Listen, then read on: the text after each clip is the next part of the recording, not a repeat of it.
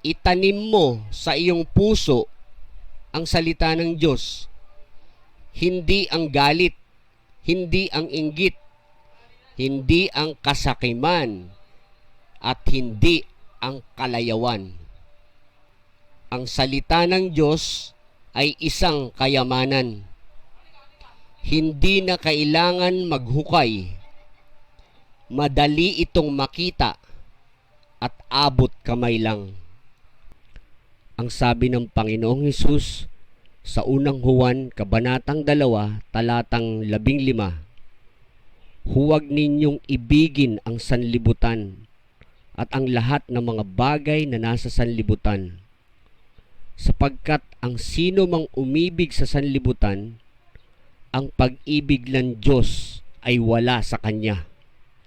Salamat sa panonood at sa pakikinig mo.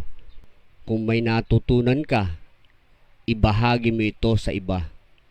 Tandaan mo, kaibigan, mahal ka ng Diyos.